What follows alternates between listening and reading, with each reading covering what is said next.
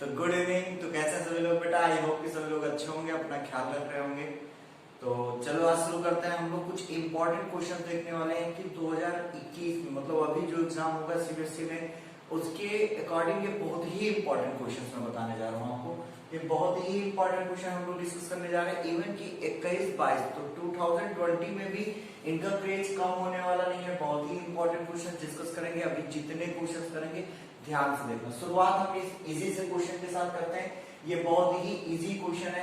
इसको अगर हम लोग देखें तो ध्यान से देखो, कह रहा है कि so that the function f in a is a set r minus 2/3, मतलब कि whole real number we can consider excepted 2/3, मतलब कि सेट A जो है वो पूरे रियल नंबर का सेट है excepted 2/3, defined as fx equal to function जो हमारा डिफाइन है वो 4x + 3/6x - 4 is 1 1 and 2 हमको ये शो करना है। हमने आपको बताया था कि अगर मैं यहाँ पे x 2/3 ले लूंगा तो ये क्या हो जाएगा, इंफिनिटी टेंस का जाएगा, इसलिए 2/3 इन्होंने नहीं लिया।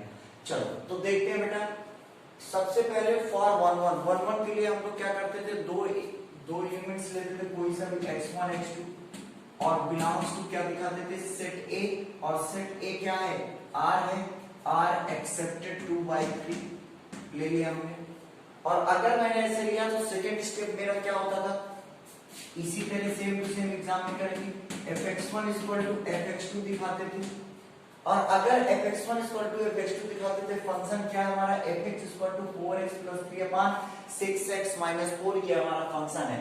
तो जहां x है वहां x1 रखेंगे, जहां x है वहां x1 + 3/6x1 - 4 = x2 रखना है बेटा। चेक करो, जहां x है वहां x2 + 3/6x2 - 4। अब क्या करेंगे, सॉल्व करेंगे, इसका क्रॉस मल्टीप्लाई यहां कराएंगे तो 24x1 x2 24x1 और कितना आएगा -16x1 और फिर 18x2, उसके बाद -12। And now we proceed for them. अब हम इनके लिए करेंगे, ये भी उतने ही आएंगे 24x1 x2 और फिर क्या हो जाएगा 18 कैसा प्लस का 18x1 और फिर बेटा इसका करेंगे -44 करेंगे -16x2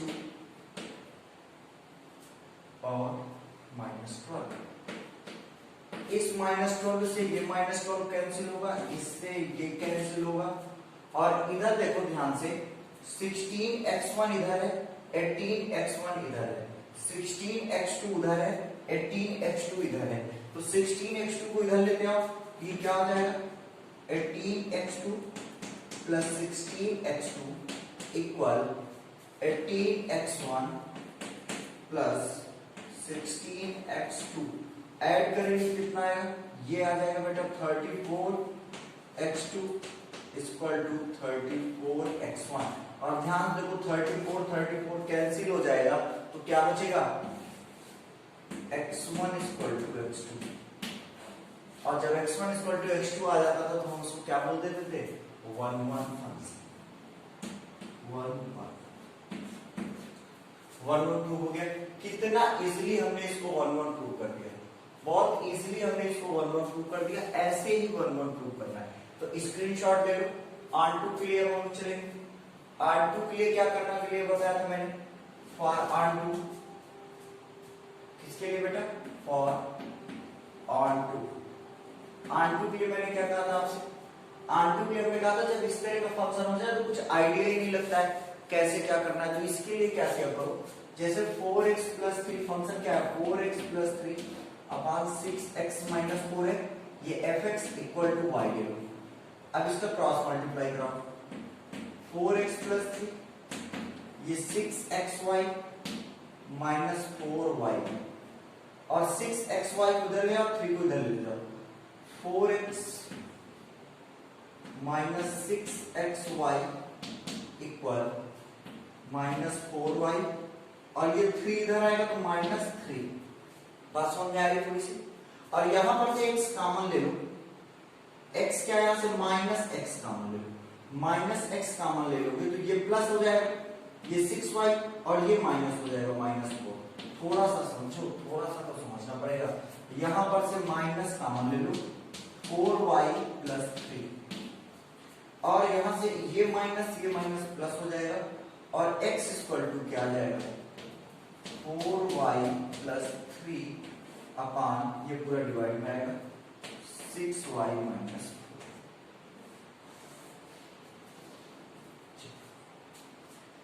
फॉर एवरी y, देखो for every x there exist y, हर एक y को जितने y हैं यहाँ पे जो भी y आना चाहिए, हम लोगों ने क्या देखा था ऑनटू के लिए। ऑनटू क्या कहता है, for every elements in codomain must be image of some elements in domain.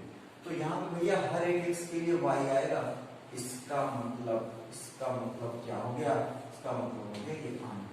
मैंने आपको एक बात और बताई, अगर ये ऑनटू ना होता तो ये y सेपरेट नहीं है। इतनी बात क्लियर? स्क्रीनशॉट ले लो। इसके बाद हम लोग क्वेश्चन नंबर 2 देखें, इंपॉर्टेंट क्वेश्चन बहुत ही, ये ऑल इंडिया पे आया था 2017 और 18 में आया था, और एक बार आया था 2009 में। Now we proceed for the next question. Screenshot ले लियो। तो अब हम लोग नेक्स्ट क्वेश्चन देखते हैं।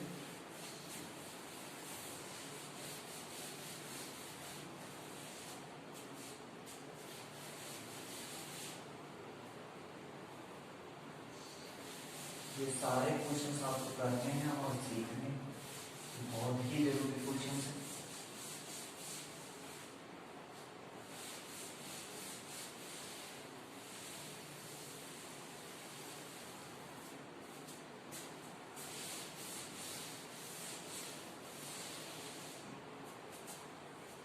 देखते हैं next question.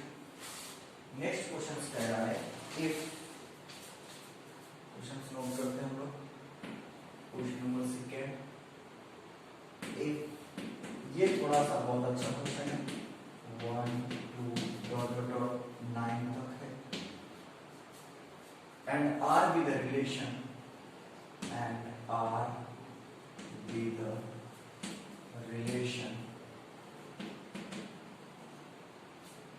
In A cross A, इस पे रिलेशन बेटा इन A cross A defined by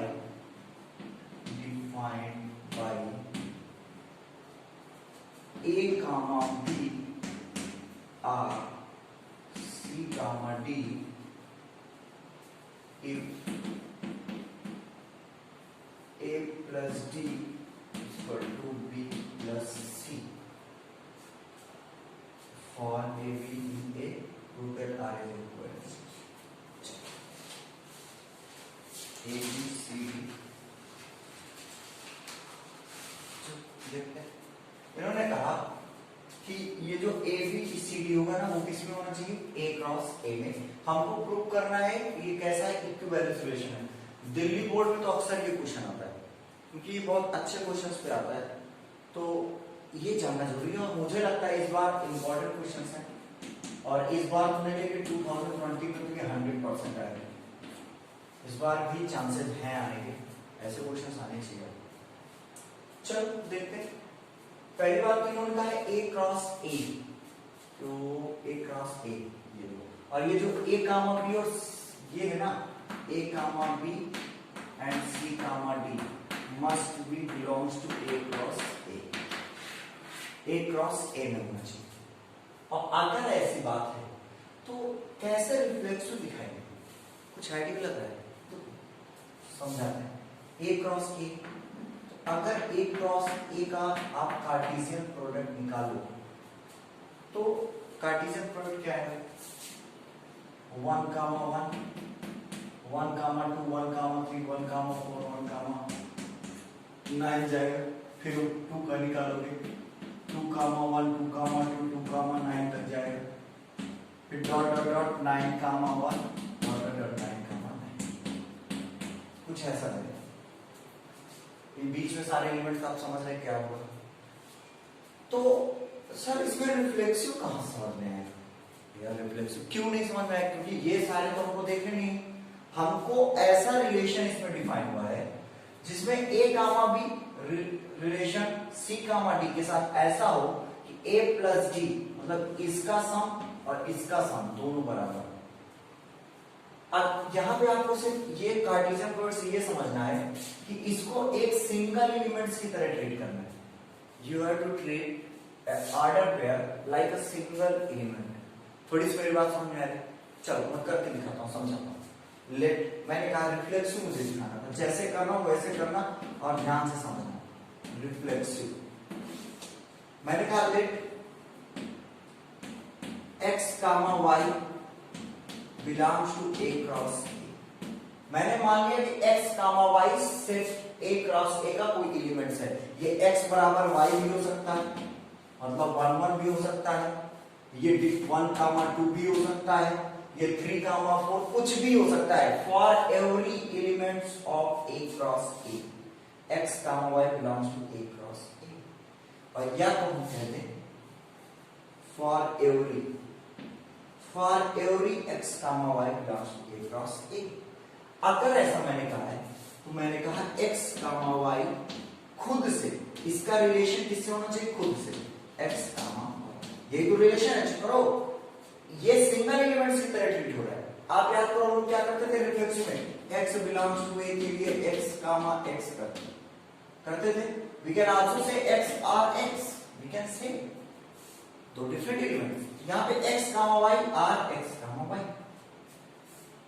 अगर ऐसा हुआ है तो आप कहोगे सर ऐसे कैसे कह सकते हैं? चेक करेंगे, प्रूव कराएंगे। इन्होंने कहा कि ये दोनों तभी रिलेट करेंगे अगर a का d के साथ रिलेशन, इस x का y के साथ, x प्लस y बराबर हो जाए इसका इसके साथ y प्लस x। करो एडिशन जो होता है वो कम्यूटेटिव होता है।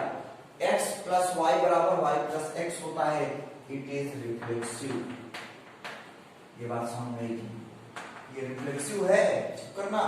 अरे यार भैया ध्यान से समझो, इसने कहा a comma b relate to c comma d यदि a plus d equal to b plus c हो। ऐसा हो तो फिर रिलेशन माना जाएगा, अदरवाइज नहीं माना जाएगा। तो हमने कहा चलो ध्यान से देखते, ये सारे एलिमेंट्स, इनमें से वो सारे एलिमेंट्स, तो भाई बहुत सारे एलिमेंट्स हैं, इनमें से कुछ ही उस रिलेशन को फॉलो करेंगे। ठीक है, तो ये क्या हो गया? रिफ्लेक्सिव। अगर सिमेट्रिक के लिए है जैसे बताए वैसे करना। सिमेट्रिक के लिए चले तो यहां एक्स वाई हमने मान लिया, यहां पे एक्स वाई मान लो और पी क्यू मान लो x y and p q belongs to A cross A. ये भैया ए क्रॉस ए में एक्स वाई भी है और पी क्यू भी है, कोई दो एलिमेंट्स हमने ले लिए, ऑर्डर पेयर, दो ऑर्डर पेयर हमने इसमें से उठा लिए। तो रिलेशन क्या कहता है? अगर इफ, और इसके लिए मैंने कहा इफ एक्स वाई ऐसे रिलेट है कि पी क्यू, मैंने कहा भाई x y related to p q है, मैंने ये रिलेट किया है। क्यों ऐसे रिलेट होगा? क्योंकि बेटा x प्लस क्यू बराबर y प्लस पी होगा। ध्यान से चेक करो, अगर x plus Q y plus P के बराबर होगा तो ये रिलेट करेगा। तो अभी तो सिमेट्रिक होगा नहीं, सिमेट्रिक कब होगा? देन तब, या तो यहां लिख दो। एक चीज फील करो, एक चीज तुम्हें फील करनी है। क्या मैं ये लिख सकता हूं? पी क्यू, इसको मैं उल्टा कर सकता हूं क्या? उल्टा मतलब ऐसे, P comma Q relate to X comma Y, then क्यों? बिकॉज क्योंकि P plus Q, P plus Y, Q plus X, करो both are the same. X plus Q और Y प्लस P वही बात तो है, सिमेट्रिक क्या कहता है, अगर ए बी बिलोंग्स टू ए हो और ए बी आर में हो तो बी ए बी आर में होना चाहिए, बी ए बी आर में होना चाहिए। और यहाँ पे x y comma p Q r में था तो p Q r x y भी तो तीन बात समझ में। अगर इतनी बात समझ में आ गई तो चलो now we proceed for transitive. हो सकता है कुछ लोगों को लग रहा हो कि क्या क्वेश्चन है सर, घबराओ नहीं, 2-3 बार देखोगे क्लियर हो जाएगा। ट्रांसटिव के लिए थोड़ा सा केस बदलते हैं, इसको थोड़ा ध्यान से समझो। मैंने कहा एक्स वाई, इसमें सीरियल का नंबर ले लो वरना कंफ्यूज हो जाओगे, या कोई सा भी नंबर ले लो, कोई अच्छे से चौक यूज करते हैं। मैं कहूं P Q R S T U belongs to A cross A. ध्यान से मेरी बात को समझना। मैंने कोई 3 एलिमेंट्स ले लिए जो ए क्रॉस ए में। मैंने कहा P का मार्किंग रिलेट R का मार्किंग ऐड कब करेंगे, जब मैंने कहा P प्लस S भी है और Q प्लस R है और इसको इक्वेशन नंबर 1 एंड, और मैंने कहा कि आर एस रिलेटेड है टी यू के। मैंने कहा ये दोनों भी रिलेट कर रहे हैं। आपने कहा कैसे सर, मैंने कहा बेटा आर प्लस यू बराबर S plus T. Equation number 2 ले लिया मैंने इसको। अगर मैंने इतना किया था तो अब कहोगे सर ठीक है यहां तक तो ठीक है, आपने ये दो तो अपने मन से लिए, तीसरा कैसे दिखाएंगे। सही बात है, तीसरा कैसे दिखाएंगे। मैंने कहा इक्वेशन फर्स्ट और सेकंड को ऐड कर दो, इक्वेशन फर्स्ट और सेकंड को ऐड कर दो। जब मैं ऐड किया तो मैंने देखा P plus S R plus U बराबर Q plus R Q plus R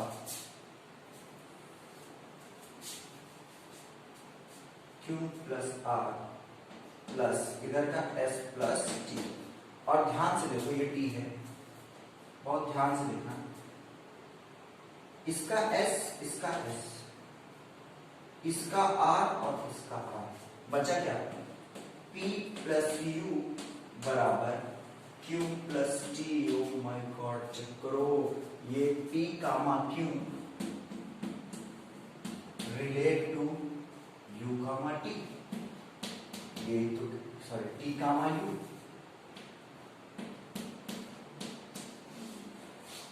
If AB belongs to R, BC belongs to R, then AC also belongs to R. Therefore, it is a transitive. करो, ये transitive भी है। अजीब question था, परेशान हुए हो कि सर क्या होता चला गया, सब ABCDEFGH से फुल हो गया, तो समझ में नहीं है। स्क्रीनशॉट ले लो, एक दूसरी कोशिश करता हूँ, शायद इसमें समझ में आ जाए। कोशिश करता हूँ, ठीक है। थोड़ा ये क्वेश्चन दिल्ली रीजन में बहुत आता है और अच्छा क्वेश्चन है। चलो एक और कोशिश करते हैं।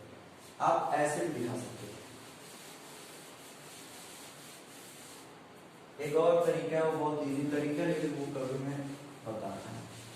उसका रीजन ये है कि बिना तुम्हारे सोचे, बिना बुद्धि का यूज किए आप रिलेशन फंक्शन में अच्छा नहीं कर सकते। और वो मेथड आई थिंक मैं कभी जल्दी शेयर नहीं करता। चल देखते हैं इसको।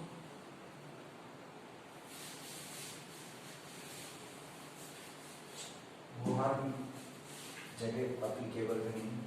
आप ऐसे कर सकते हो इसको, करने का तरीका आप कर दो let 1,2 belongs to A cross A. कोई एक एलिमेंट ले लो इनमें से, 1,2 ले लो, 2,3, कोई सा भी एक एलिमेंट ले लो। 1 2 ले लोगे आप समझ में आएगा भैया 1 2 तो होगा ना, 1,2 ऐसे तो समझ में आएगा। फिर 1 2 का खुद से रिलेशन, ये फॉर ऑल लगा है क्या लेगा, यहाँ फॉर फेवरेट, मतलब 1 2 टाइप के जितने एलिमेंट्स हैं सबकी बात करें तो 1 2 का रिलेशन खुद से। तो चेक करो 1 + 2, 2 + 1 ऐसा दोनों बराबर है।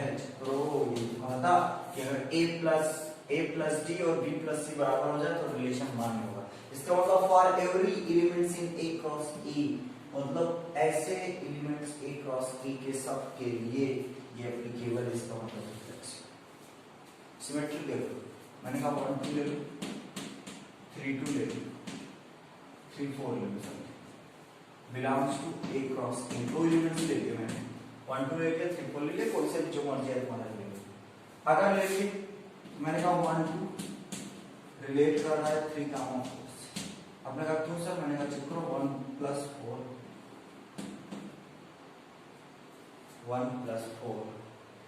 Equal to 2 plus 3, 1 plus 4 equal to 2 plus 3। और एक चीज मुझे बताओ, क्या मैं ये लिख सकता हूँ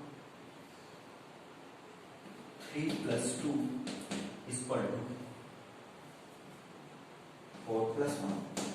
अगर ऐसे लिख सकते, बिल्कुल लिख सकता हूँ भैया, 3 2 5, 5 इक्वल टू 5, 4 प्लस 5, 5 5 5। इसका मतलब 3 कामा 4 आर 1 कामा 2। तब ए बी के लिए बी सी भी है, इसका मतलब if we talk about the constant then we take 1 2 3 4 and 5 6 belongs to same a cross a। और यार देखो ध्यान से, अगर मैं कहूँ 1 प्लस 4 तो डायरेक्ट बता रहा हूँ 1 2 बिलोंग टू आर, ये तुम दिखा देना। 1 प्लस 4 और 2 प्लस 3 एंड इन दोनों के लिए 3 प्लस 6 इक्वल टू 4 प्लस 5। दोनों को ऐड कर दो, इक्वेशंस को ऐड करोगे तो 1 प्लस 4 प्लस 3 प्लस 6 बराबर 2 प्लस 3 प्लस 4 प्लस 5। अगर ऐसा आएगा तो चेक करो क्या कट रहा है, ये यहाँ 1 प्लस 6 और यहाँ 2 प्लस 5। इसका मतलब 1 कामा 5 बिलोंग्स टू, कहाँ गया, किसके साथ बिलोंग कर गया, हाँ 1 comma 2, sorry 1 comma 2 belongs to 5 comma 6। तो अगेन ना स्क्रीनशॉट ले लो। Now we proceed for the question number 3। अब हम लोग क्वेश्चन नंबर 3 के लिए प्रोसीड कर रहे हैं। ये थोड़ा सा अजीब था। अच्छा हाँ, इसमें एक चीज और ऐड कर दूं, एक चीज और, ये बहुत प्यारी चीज ऐड कर दूं, अचानक से दिमाग में आया। अगर तुमसे कह दे इस क्वेश्चन में कि find the equivalence class containing 2 comma 5, oh my god, ये अच्छी बात है। उसने कहा क्वेश्चन थोड़ा सा टफ है लेकिन घबराओ नहीं, सीखने की कोशिश करो। अक्सर आप लोग टफ चीजों को स्किप कर जाते हो, इसीलिए फेलियर आपकी जिंदगी में आता है। Find equivalence class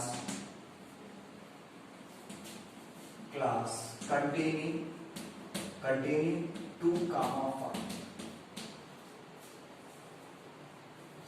equivalence class बता दो राजा, वो जिसमें 2 और 5 कंटेनिंग। याद करो वो लेक्चर, फिर से डिटेल में समझाऊंगा, जाकर वहां देख लो लेक्चर को। 2 कामा 5 कंटेनिंग इक्विवेलेंस क्लास निकालने का सही तरीका ये होता है, ऐसे बनाओ और यहाँ पे पहले 2 कामा 5। अब तुम सोचो इसके किसके साथ रिलेशन हो सकता है, किसके साथ कैसा रिलेशन, कि भैया यहाँ पे ऐसा क्या ले लें कि जैसे मैंने कहा 1 कामा 4 ले लो, 2 प्लस 4 बराबर 5 प्लस 1 है, ओ माय गॉड इक्वल, इसका मतलब 1 4 ले सकते हैं। अच्छा क्या 2 कामा 5 ले सकते, एकदम ले सकते, लेकिन 2 कामा 5 तो ये खुद ही है, तो नहीं लेंगे। 3 कामा 6 ले सकते क्या, चेक करो, 2 प्लस 6 8 और 5 3 8 हो गया। और क्या हम 4 कामा 7 ले सकते क्या, नहीं ले सकते 2 और 7 मिलके 9 हो जाएगा और 5 और 4 मिलके 9 हो जाएगा। इतने एलिमेंट्स हो जाएंगे, ऐसे इतने एलिमेंट्स हो जाएंगे, इसके अलावा नहीं ले पाएंगे। क्यों नहीं ले पाएंगे, आप कहोगे सर 5 वाला 5 कामा 8 भी तो ले लें, नहीं ले सकते क्योंकि 8 ले लोगे तो 5 5 10 हो जाएगा, इसमें 10 एलिमेंट्स हैं, ऐसा रिलेशन बनेगा। एकदम आसान सी बात है। इक्विवेलेंस क्लास जब मैंने समझाया था तो वो वीडियो आप लोग जरूर जाके देखो, आपका उस वीडियो को देखना निहायत जरूरी है, ठीक है। चलो now we proceed for the question number next. Question next कौन सा ले लें? चल एक इजी सा क्वेश्चन ले लें, हमारा मोर डाउन होगा, तुम लोग कुछ तो सोच रहे हो कि पास करेगा, सीख लो, जरूरी है, ठीक है। चलो क्वेश्चन लेते हैं एक अच्छा सा, और बहुत इजी क्वेश्चन आते हैं एग्जाम भाई साहब, बहुत इजी क्वेश्चन आते हैं, मैं डिस्कस ही नहीं कर रहा हूँ उनको, इजी आ जाएगा तो तुम कर ही लोगे, अगर ये आ गया तो उसके लिए मैं डिस्कस कर रहा हूँ। क्वेश्चन नंबर 3 ले लो। थर्ड कह रहा है फंक्शन दिया है o f x tangent to y, function कैसा है? F x to y is a function, पहले वो तो हम जानते हैं कि फंक्शन ही है।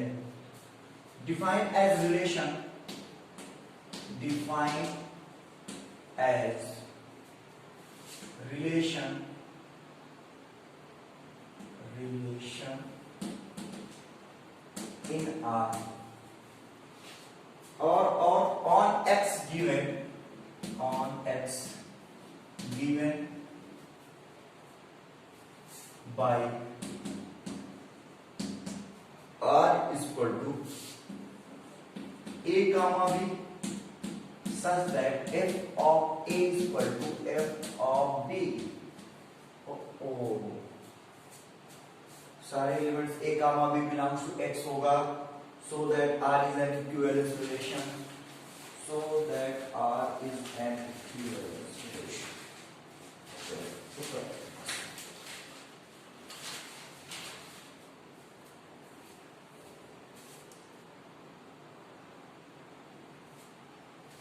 सही है, और जहां तक लिख रहे थे वहां तक आ रहा था वीडियो, चलो ठीक है, कोई दिक्कत नहीं, चेक करना पड़ता है भाई साहब वीडियो चल रहा है नहीं, पता चला कि पूरे मेहनत खराब। भैया फंक्शन दिया हुआ आपको, सर फंक्शन दिया है, अभी तक तो आपने रिलेशन डिफाइन किया था, सेट के लिए फंक्शन दे दिया, तो काहे परेशान हो गए भाई साहब? एक्स और वाई तो सेट ही है, प्रो एक्स भी सेट है, वाई भी सेट है, तो जो रिलेशन डिफाइन हो रहा है इस एक्स के लिए डिफाइन है, किसके लिए हो रहा है? इस x के लिए। इस y समझो कोई मतलब नहीं, जाने दो, इस x की बात कर रहा है, डिफाइन एज रिलेशन, रिलेशन और दिया इन का मतलब दिए relation r in x, relation r on in x या ऑन x जो भी हो, in x given by r is equal to a। अच्छा एक बात मुझे बताओ, अगर मैं कहूं रिफ्लेक्सिव, आपको प्रूव करना है इक्विवेलेंस, प्रूव दैट इक्विवेलेंस, अगर मैं आपसे कहूं, अगर मैं कहूं, अब तो सब कहते हैं बहुत, अगर मैं कहूं कि reflexive, you have find reflexive, तो क्या करूं? रिफ्लेक्सिव के लिए ले लो लेट फॉर ऑल, अच्छा से बनाओ भाई, for all a belongs to x, मतलब x के हर एक एलिमेंट्स को ये a अकेले रिप्रेजेंट कर रहा है, तो एक बात बताओ, f ऑफ a बराबर f ऑफ a नहीं होगा क्या? चेक करके बताओ यार, f ऑफ a बराबर f ऑफ a नहीं होगा क्या? होगा भाई साहब, ये तो कह रहा है कि a कामा b आप ऐसा ले लो कि f ऑफ a बराबर f ऑफ b हो जाए, तो खुद को भी तो ले सकते, इसका मतलब a comma a belongs to it is reflex. Easy सी बात है, सोचने की बात नहीं है, सोच लोगे मजा आ जाएगा। नाउ फॉर सिमेट्रिक, सिमेट्रिक देख लो, सिमेट्रिक आपने कहा सर और a comma b belongs to x, और आपने कहा कि a comma b belongs to r, हमने कहा कि भाई साहब ऐसी क्यों बेरुखी, आपने कहा सर क्योंकि f ऑफ a जो है वो f ऑफ b के बराबर है, तो हमने कहा अच्छा तो उल्टा कर दो, we can also say that f of b बराबर f of a, नहीं कह सकते, इसका मतलब b कामा a also belongs to r, it is symmetric, symmetric transitive पे आ जाओ, ट्रांजिटिव ट्रांजिटिव की बात करूं, ये भाई साहब बहुत बार आ चुका है, ऑल इंडिया में कई बार आया, पूरे भारत में आ चुका, पूरा भारत भ्रमण कर चुका। दिल्ली वाले पूछते रहते हैं इसको। इसके पहले वाला भी दिल्ली में तो अक्सर आता है, हर साल लगभग आता है, पेटेंट है उसका। For a b c belongs to x, आपने कहा sir a comma b belongs to r, मैंने कहा अच्छा, आपने कहा बिल्कुल सर, मैंने कहा आपने कहा और sir b comma c belongs to r. इसके बाद जो मैंने आपने कहा एफ ऑफ ए बराबर f of b and f of b बराबर एफ ऑफ सी। अगर ये कलर न दिख रहा हो मेरी आवाज तो सुनाई दे रही होगी ना, तो सुनो, एफ ऑफ ए बराबर f of b, f of b बराबर f of c, equation number 1, equation number 2। अगर ऐसा है तो मैं इक्वेशन नंबर 2 से एफ ऑफ बी की वैल्यू एफ ऑफ सी इस पे रख सकता हूं, then f of a also बराबर एफ ऑफ सी हो जाएगा, चेक करो। और इस तरह से a comma c belongs to r, ये क्या हो गया, ट्रांजिटिव। स्क्रीनशॉट ले लो फटाक से। Now we proceed for the next question. बहुत अच्छा क्वेश्चन लगा रहे तुम लोग, केवल मन से लगा लो भाई साहब, समझ जाओ एक एक बात, एक एक बात समझो। जो बात न समझ में आए वीडियो फिर से पीछे करके देखो, लेकिन देखो जरूर।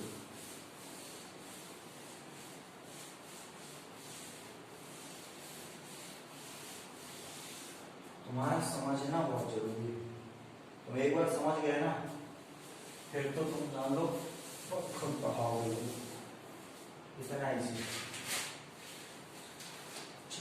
एक क्वेश्चन, हाँ एक ये बहुत बढ़िया क्वेश्चन लगा मुझे, इस क्वेश्चन को जरूर डिस्कस करूंगा मैं, क्योंकि इसको लेके बहुत सारे बच्चे कंफ्यूज होते हैं।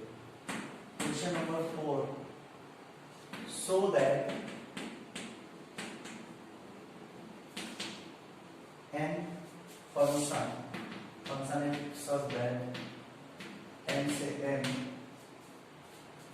fx बराबर x plus 1 x minus 1 if x is odd, if x is even। x है बेटा ये x और ये भी x है, n न ले लेना, is bisective, हमको शो करना है ये bisective is bisective। देखो ये क्वेश्चन मुझे क्यों अच्छा लगा बेटा, क्योंकि एक बच्चे का मैसेज आया मेरे पास, एक बच्चे ने मैसेज किया, बहुत इंपॉर्टेंट बेटा, इसको जरूर कर लो, कई बार आया 16 11 और जुलाई रीजन में आया था 2015। एक बच्चे ने मैसेज किया कि सर इसको कैसे बाइजेक्टिव दिखाएं, मैंने कहा काहे बटवा, उसने कहा सर ये 1 1 नहीं है, मैंने कहा काहे 1 1 नहीं है, आप उसने कहा कि सर आप याद करो, मैंने कहा क्या याद करो, क्या सर आपने कहा था x plus 1 upon 2 if n is odd और n by 2 if n is even। एक क्वेश्चन मैंने ऐसा कराया था, उसमें भी n से n लिया था, याद करो, याद रखा करो। और कहा था सर आपने यहाँ पे एक केस दिखाया था कि if x1 is odd and x2 is even, है ना, तो आपने कहा था सर कि x1 plus 1 by 2 और x2 by 2, 2 से 2 कट गया और x1 plus 1 is equal to x2, और फिर आपने हमसे कहा था कि is not equal, x1 is not equal। हमने कहा हाँ ऐसा कुछ हमने कहा था, और कहा कि सर ज्यादा से ज्यादा क्या करेंगे, x1 minus x2 बराबर कौन कर देंगे। ठीक है भाई, दो नंबर एक ऑड है एक इवन, तो अगर मैं ऑड से इवन को सब्ट्रैक्ट करूंगा तो 1 आ जाएगा, या इवन से ऑड को सब्ट्रैक्ट करूंगा तो भी 1 आ सकता है, ठीक है नहीं। तो आपने x1 बराबर x2 न होने की वजह से आपने कहा था कि ये 1 1 नहीं है, इट इज नॉट 1 1। मैंने कहा था, मैंने कहा हाँ बेटा बिल्कुल, मैंने कहा था मुझे याद है, तो कैसा फिर ये भी नहीं होगा। मैंने कहा अच्छा चलो चेक करते। चल तो ये बात आपको समझ आई, ये 1 1 नहीं है, ये वाला 1 1 नहीं है, फिर से कह रहा हूं ये वाला 1 1 नहीं है, ये वाला है कि नहीं उसको चेक करने जा रहा हूं। यहाँ पे जोड़ा हूं कि जिंदगी में भविष्य में तुम्हारे साथ ऐसी दिक्कतें ना आए। चलो अब हम देखते हैं ये वाले में क्या ऐसा है कि वो बच्चा मजबूर हुआ मैसेज करने के लिए, और ऐसा क्या था कि मैं मजबूर हुआ उसको बताने के लिए। चल देखते हैं। अगर केस वन x1 1 1 दिखाने के लिए हम लोग x1 x2 लेते हैं ना बेटा, तो x1 x2 ले लो, x1 and x2 both are odd, दोनों को मैंने ऑड ले लिया, और x1 x2 बिलोंग्स टू किससे, नेचुरल नंबर से, और दोनों ऑड नंबर है। फिर मैंने कहा ठीक है, आपने कहा सर fx1 बराबर fx2 दिखा, तो मैंने fx1 बराबर fx2 दिखा दिया 1 1 के लिए। fx1 क्या दोनों कैसे थे, ऑड थे, तो यहाँ ऑड के लिए x1 plus 1 x2 plus 1, odd दोनों है तो दोनों पे वही फंक्शन x1 बराबर, हमने कहा रुक जाओ अभी हम इसको नहीं करते, ये 1 1 1 ये चीज हमने उसमें बताई। केस सेकंड, केस दूसरा लगा, हमने कहा x1 और x2 बोथ आर इवन, दोनों को हमने क्या ले लिया, इवन ले लिया, तो आपने कहा सर fx1 fx2 दिखाओ, हमने कहा दिखा दे रहे, fx1 fx2 जब हमने दिखाया तो फंक्शन दोनों के लिए सेम होना चाहिए, ये दोनों इवन, तो क्या हो जाएगा x1 माइनस 1 बराबर x2 माइनस 1, ये कट जाएगा, x1 equal to x2, x1 equal to x2 आ गया बेटा। आपने कहा सर आप बोल दें, हमने कहा थोड़ी देर इंतजार कर लो। केस नंबर 3 जिसके लिए वो बच्चा परेशान था, case number 3, x1 is odd and x2 is even, O my god ये डिफरेंट है। अब यही 3 केस बनेंगे, चौथा लेके ना चले आना कि sir x1 is even x2 is odd, भैया वही बात पड़ेगी, तुम चाहे लेके देखो, जो मैं इसमें रिजल्ट आएगा वही रिजल्ट उसमें आएगा, तो केवल 3 केस बनेंगे, वो फालतू में मेहनत मत किया करो। चलो x1 इज ऑड, अगर x1 इज ऑड fx1 बराबर fx2 दिखा दो, अगर fx1 इक्वल टू fx2 दिखा दो, तो x1 इज ऑड वैल्यू कहां रखोगे, x1 plus 1, x2 is even, then we have to put the value here, x2 minus 1। अब एक बात जरा मुझे बताओ, कौन सी बात जानते हो, x2 x1 minus x2 equal to 1 हो जाएगा माइनस 2, जो कि पूरी जिंदगी ये रिजल्ट ही गए, रिजल्ट इम्पॉसिबल, इम्पॉसिबल, आप लोग ऐसा कैसे कहा है रिजल्ट इम्पॉसिबल, अगर रिजल्ट पॉसिबल होता तो ये 1 1 नहीं था, लेकिन रिजल्ट इम्पॉसिबल है। क्यों रिजल्ट इम्पॉसिबल है, जरा ध्यान से देखो, एक नंबर ऑड है और एक नंबर इवन, पूरी जिंदगी लगा दो भाई साहब, 1 2 नहीं, पूरी जिंदगी लगा दो, इसको ऐसे भी लिख दो, माइनस को लेके कंफ्यूज हो रहे हो तो मैं एक स्टेप और बढ़ा दे रहा हूं, माइनस को इधर उधर कर दूं, तो ये x2 माइनस x1 बराबर 2 हो जाएगा, ये लो x2 माइनस x1 बराबर x1 equal to 2, x2 minus x1 equal to 2 जो मैंने लिखा है, ध्यान से समझो बेटा, ये एक ऑड नंबर है, ये एक इवन नंबर है, अब पूरी जिंदगी चेक कर लो, कभी भी ऑड और इवन नंबर का सब्ट्रैक्शन इवन नहीं हो सकता, it never be possible, never possible odd minus even और even minus odd equal to even, ये पूरी जिंदगी नहीं हो सकता, इसका मतलब रिजल्ट ही नहीं पॉसिबल, मतलब रिजल्ट इम्पॉसिबल, इसका मतलब 2 ही रिजल्ट हैं, एक केस 1 एक केस 2, ये कारण है बेटा, एक केस 1 एक case 2, therefore it is a 1 1, ये 1 1 है, उसमें रिजल्ट पॉसिबल था, उस वाले केस में रिजल्ट पॉसिबल था, n1 माइनस n2 बराबर 1 आ रहा था, तो भैया किसी भी इवन ऑड का ऑड आ सकती है, केस तीसरा पॉसिबल ही नहीं है, मतलब इस वाले क्वेश्चन में केस 1 और केस 2 ही पॉसिबल है और केस 3 पॉसिबल नहीं है, इसका मतलब कि केस 1 और केस 2 में क्या हो गया बेटा कि ये 1 1 शो कर दिया, इसका मतलब ये 1 1 है, थर्ड वाले में इसका रिजल्ट इम्पॉसिबल दिखा दिया, इसलिए थर्ड वाले को हम कंसीडर नहीं करेंगे। अगर मैं बात करूं ऑन टू की, ये चीजें क्लियर हो गई, ये क्वेश्चन एकदम क्लियर है, आगे चलें, ठीक है, ओके। अगर कोई डाउट हो तो आप बाद में पूछ सकते हो हमसे, कमेंट कर देना, बता दें। अगर मैं ऑन टू की बात करूं तो ये ऑन टू भी है, ये ऑन टू कैसे ऑन टू है, इसलिए उस वाले केस में तुम याद रखना, उस वाले केस में वो रिजल्ट पॉसिबल था क्योंकि n1 - n2 बराबर 1, ऑड और इवन का सबट्रैक्शन ऑड हो सकता है लेकिन इवन नहीं हो सकता। अगर मैं ऑन टू की बात करूं तो ऑन टू है, आप चेक करो n से n रिलेशन क्या है, ये भी n है और ये भी n है, 1 ये भी नेचुरल नंबर है, ये भी नेचुरल नंबर है, दोनों नेचुरल नंबर है।